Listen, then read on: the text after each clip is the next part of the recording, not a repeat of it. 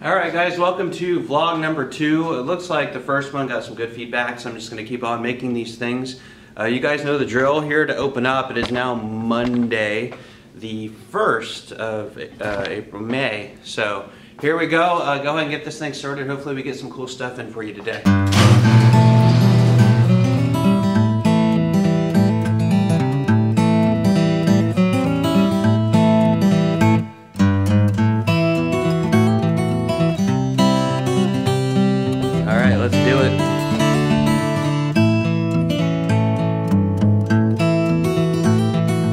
Alright guys, so on, let me get in here. So on Saturday we had a really busy day. I didn't get to film anything for the vlog, but I did get in some really cool surplus guns. If any of you guys are into that stuff, I love surplus firearms.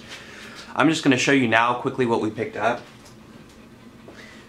We did get this World War II K98 Mauser. It is German with the code 237. Made 1939. I don't know what code that was for, but this is, of course, German. It has the Waffen amps all over it, which is pretty cool. 8mm Mauser. Have a Mosin Nagant M9130 here, so that's pretty nice. This is a commercial IAI M1 carbine, so got that guy. HRA M1 Garand. Got that there for you. And then those other two are a couple Marlin 22s. One's a 22 LR and one's a 22 Magnum. Sorry, I'm kind of out of frame here. I'll kind of duck down again. It's cool. Fortunately enough, we have U.S. service rifle World War II, Russian service rifle World War II, German service rifle World War II. I do have here a number 1 Mark III Enfield rifle, so British, and I do have a, see, this is number 1 Mark III, and I have a number 4 Mark I, which is the one they used in World War II. I have that out on our floor. So fortunately I have pretty much all the main rifles used in World War II other than the Arisaka from Japan and a Carcano from Italy. So I'm actually going to try and do a comparison video on these rifles while I have them, so hopefully if you're into this stuff, stay tuned for that. Alright, I got something here for a customer I'm going to go ahead and dig into.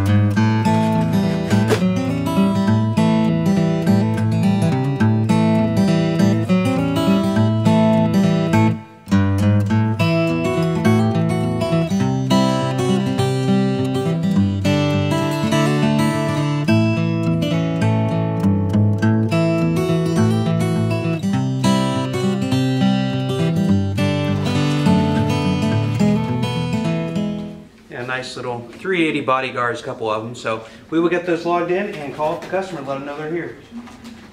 All right, you can open it up and then look at the gun.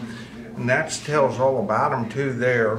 And he autographed, this is the Bismarck, and then that's autograph of him. So tell me again, so he was on the Bismarck. Was this his gun? No. Oh, okay. I should say it, but it's not. And then I got the Iron Cross, and then there's, well, I don't know about the SS hand pocket knife, but this tells all about him. But he was 19 when he got on the Bismarck. He had his 20th birthday on the Bismarck, and then he was put, you know, he's blown up. The ship was. That's really cool. And see, there's writing on the back of it too. And so you actually, when did you meet him? Oh God, 15 years ago. He's probably dead now, but he'd be in his 90s. Okay, this is a Walther AC-44. Yeah. Yeah, AC-44. And then that's he autographed and it. he took this photo, right? Yep. Wow, that's so cool. I'll show that to the camera too. That's the Bismarck, World War II. And then he was put in a prisoner of war camp in Canada, but that tells, he just wrote that up. Was this his knife? Yeah, that's one of the, yeah, that's he one gave of me his that. knives. And this was his as well? That's one, yeah, he had that. It's an Iron Cross. 1939 Iron Cross. Yeah, very cool. Wow. Anyway, that's, I don't have much German stuff anymore, but that's a really cool story. But you got this firearm separately. Yes, I did. Bought it probably at a show or something. Yeah. Okay. No, I bought that actually from a guy that he collected that stuff. Okay.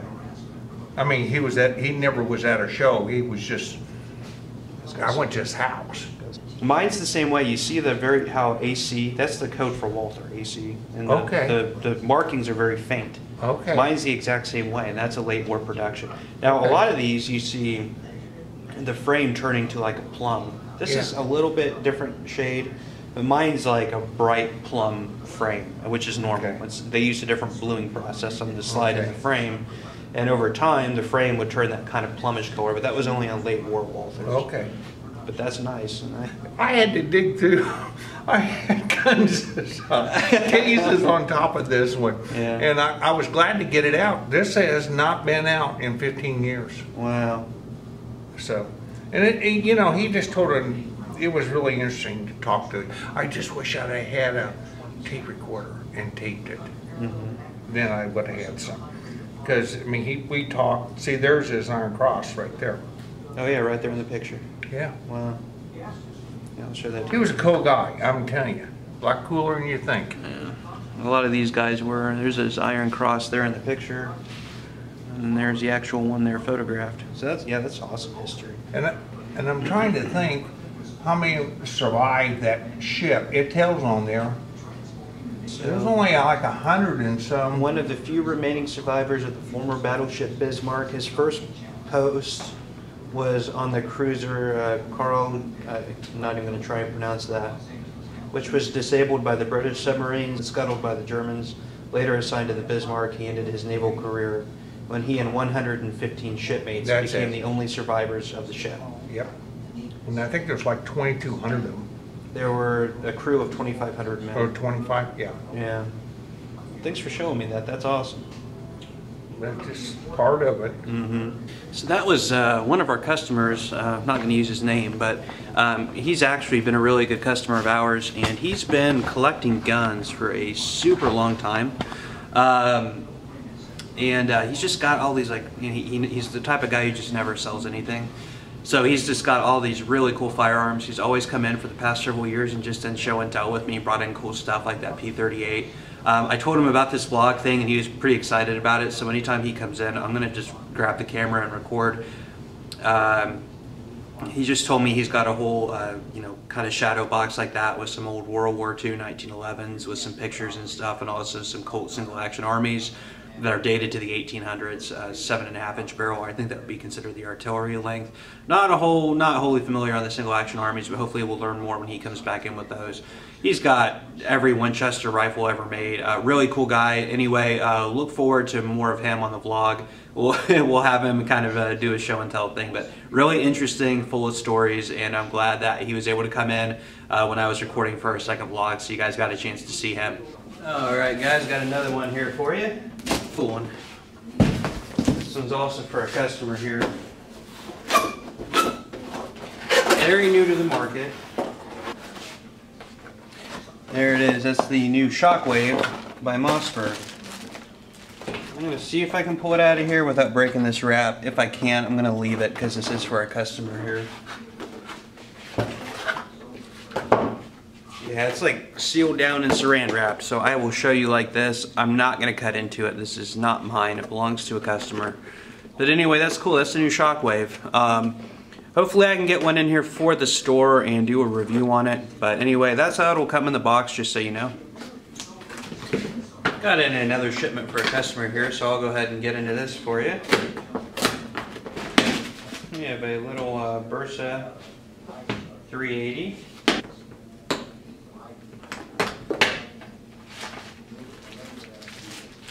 That's interesting. It's a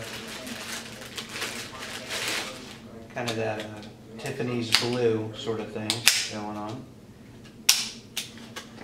So that's an interesting little look there on that Bursa 380. If you ever want to see what that looks like, there you go. We'll get it logged in, call the customer up, let them know it's yours. Well, that's it for today, guys. Getting ready to close up. Again, this is Chris with Marksman Shooting Sports in Westfield, Indiana. You're watching Marksman TV. We'll see you next time.